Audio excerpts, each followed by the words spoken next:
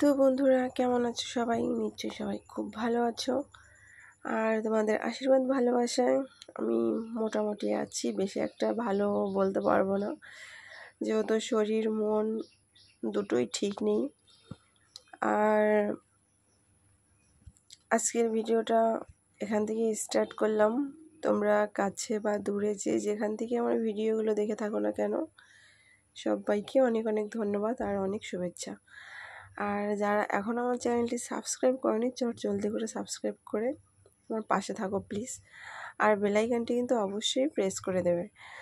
আর যারা already subscribe করেছো সবাইকে অসংখ্য ধন্যবাদ। আর দেখো, ফ্লিপকার্ট থেকে দুটো শাড়ি নিয়ে এসেছি, তো সেগুলোই তোমাদেরকে এখন দেখাচ্ছি। আর সত্যি কথা বলতে এখন কিন্তু ভিডিওতে ভিউজ একদমই কমে গেছে। আর এর কিছুটা কারণ হয়তো বা এখন তোমরা অনেকেই শুনে থাকবে, অনেকেই না, প্রত্যেকেই তোমরা এই ব্যাপারটা জানো যে বাংলাদেশে একটা ঝামেলা রয়েছে।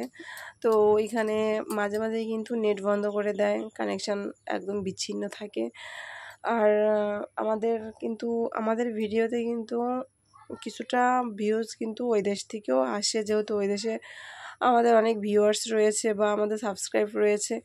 তো ওখান থেকেও আসে, যেহেতু ওখানে সমস্ত কানেকশান বিচ্ছিন্ন করা হয়, তখন থেকে কিন্তু আমাদের ভিউটাও অনেকটা কমে যায়। আর সত্যি কথা বলতে বাংলাদেশে যে এই ঝামেলাটা হচ্ছে এখন অনেকটা মিটে গেছে।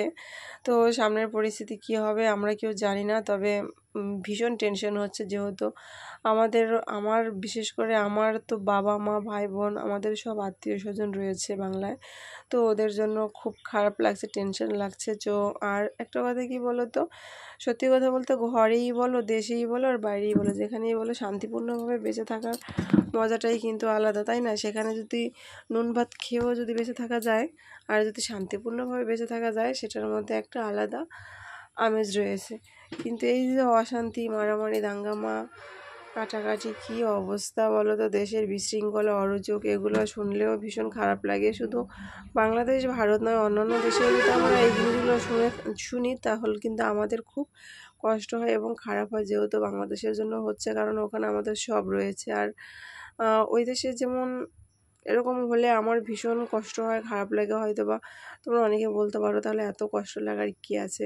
সত্যি কথা বলতে আমি তো বাংলাদেশেরই মেয়ে, তাই না? আর যারা আমার পুরনো সাবস্ক্রাইবার বা পুরনো যারা আমার রয়েছে বন্ধু, তোমরা সবাই জানো যে আমি বাংলাদেশের মেয়ে, ওইটা আমার মাতৃভূমি, জন্মভূমির সব। আর আমার সেই ছোটোবেলা থেকে শৈশব, যৌবন সমস্ত কিছু কিন্তু বাংলাদেশেই কেটেছে। মাত্র ইন্ডিয়াতে তো 8-10 বছর হয়ে এসেছি এখানে, তাই না?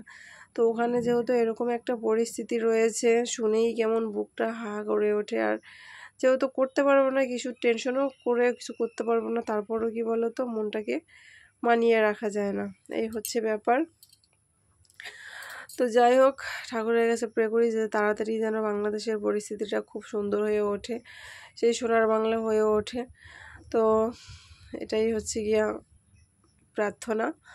আর দেখো, কথা বলতে বলতে তোমাদের সঙ্গে চলে এসেছি আজকে আমার ভিডিও স্পটে। আজকে আমি এই চাপাতলার মন্দিরে ভিডিও বানাবো। আর এখানে দেখো বৃষ্টির জল জমে একাকার হয়ে রয়েছে, পুরো মন্দিরের চত্বরে কিন্তু জল পুরো থই থই করছে, মন্দিরের ভিতরে, তারপরে সব জায়গায় জল তোমরা দেখতে পাচ্ছ। তো ভাবিনি যে এতটা জল হয়ে যাবে। আজকে যেহেতু এসেই পড়েছি, টোটো করে এসেছি এখানে, তো কিছু করার নেই, অর্ধেকটা ভিডিও বানিয়ে তারপরে তোমাদের সামনে ব্লগ বানাচ্ছি।